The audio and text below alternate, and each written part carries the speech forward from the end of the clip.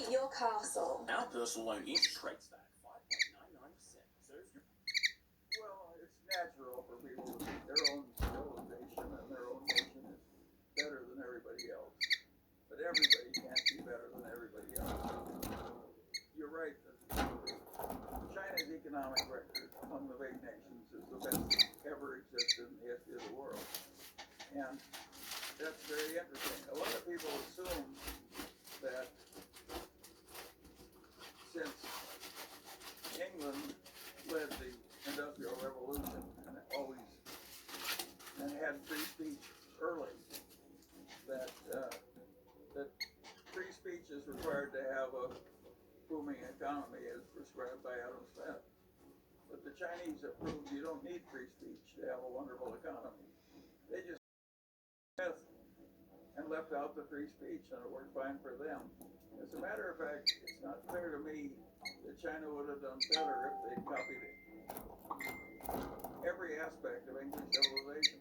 I think they would have come out worse because their position was so dire and the poverty was so extreme. They needed very extreme methods, totalitarian methods, if you will, to get out of the fix they were in. So I think what China has done is probably right for China. And that we shouldn't be so pompous as to tell the Chinese they ought to behave like us because they like ourselves, because we like ourselves and our system. It's entirely possible that our system is right for us and their system is right for them. Warren Buffett's right-hand man, Charlie Munger, loves China. As you can see from his latest daily journal portfolio, he particularly fancies Alibaba. The troubled product and tech giant represents the third largest position in Munger's extremely big portfolio, at a market value of over $37 million. That's 17.6% of the whole portfolio. This video uncovers why Munger is going all in on Alibaba at a time when many of us look forward to uncertainty. Let's get into it. First and foremost, Munger is a classic value investor. At the end of the trading day, he wants to hold high-quality companies that are underpriced below intrinsic or book value. Debate Alibaba is that high-quality company to invest in, but there's no denying that it's a high revenue generator. Alibaba is responsible for $1.2 trillion of gross merchandise volume per year. The company attracts over 891 million active annual customers on their various platforms in China. Alipay, an app that transfers money through digital payments, has more than 1.3 billion annual active users. To put that number into perspective, there were 186 million Twitter users in 2020. So we are talking over 9 times as many users. The most popular social media websites in the world, has more than 80 million merchants and 2,000 partner financial institutions. Particularly in the case of Alibaba, they still pay, $4.5 billion of tax. And on top of that, every transaction made on their e-commerce outlets carries a tax in and of itself. In other words, Alibaba is a huge moneymaker for China right now. Not only does this obvious fact hold true for the present, but the future looks extremely bright as well. If we look at China's production abilities on the whole, the United States' own Congressional Budget Office estimated this year that China's economy would expand from 70% of the U.S. GDP in 2020 to 76% in 2025, and more than 85% in 10 years. NASDAQ's website goes one giant step further, predicting that China will become the largest economy by 2028, and its per capita income should rise by 50% from 2020 to 2025. CNBC reports that China's middle class is expected to expand to 55 million people in the near future. In other words, if China's future middle class was its own country, it'd be the third largest by over 150 million people. Why is that important? There are going to be an insane amount of working-class citizens who are exposed to and directly impacted by Alibaba services every day. Many people, through either necessity or having expendable income, will use the products Alibaba offers at a rate that's hard to imagine. Consider not just the aspect of selling products, but Alibaba's impressive cloud potential. It has about 40% market share in the Chinese cloud infrastructure services as of Q1 2021. I think that's crucial to Alibaba's potential, because even if the global workforce returns to some level of normalcy, I think global eyes have been permanently opened to the efficiency of cloud technologies, which are exploding in scale and demand, and I think will continue to do so in an increasingly digitized world.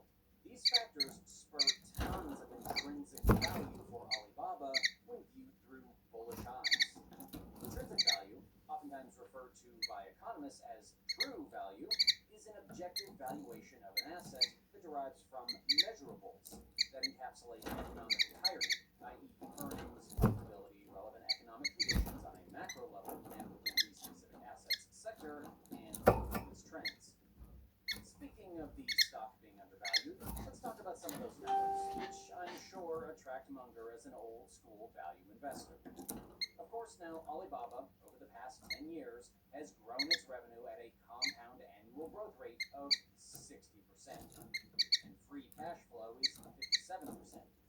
Free cash flow is how much money is available at the end of the business cycle from period to period. A lot of times, these focus on annual cash flows, of projects. Alibaba's cash flows tells us that it has the full ability to pay its expenses, foreseeable future. The stock currently trades around the mid $100 price per share, although it's been decreasing in the fresh years of Chinese restrictions. I've talked about this in other videos and will briefly touch upon it again. However, CNN's 50 stock analysts estimate a median price target 1 year from now over $260 per share, which is up over from the making of this video. Munger certainly isn't the only super investor banking on that prediction coming true. According to Dataroma, which tracks 72 of the world's biggest super investors, Alibaba was the biggest buy from Q2, with 17 super investors buying the stock. It now ranks up in the top 10 most held stocks in the smart money portfolio. For instance, here's what millionaire value investor Manish Papadai thinks about Alibaba. It's an incredible business. There's the ecosystem and the moat and what they control and all of that. Look at the tailwinds in China. There's a lot to me to like. Even just because I think the tailwinds are so much stronger, and there's some serious value to it. Obviously, high-level investors are going to do their own intense due diligence and fulfill their own needs. But at that level, we know many of these investors are closely connected with each other and investing experts. So when someone like Charlie Munger, who's been Warren Buffett's right-hand man forever, makes such a strong declaration for a company, you can bet the house he is not doing so blindly or on wild principles nobody else follows. Of course, that doesn't stop those of us with far smaller bank accounts and influence from reasoning that there is way too much volatility stemming from regulation risks and lack of trust to invest in Alibaba right now. Even if we push China's feud and ensuing tight restrictions on Alibaba aside, there's the issue of even trusting Alibaba's performance numbers. China doesn't even let United States auditors audit a Chinese national company. However, Alibaba maintains a pretty solid reputation, backed in investments by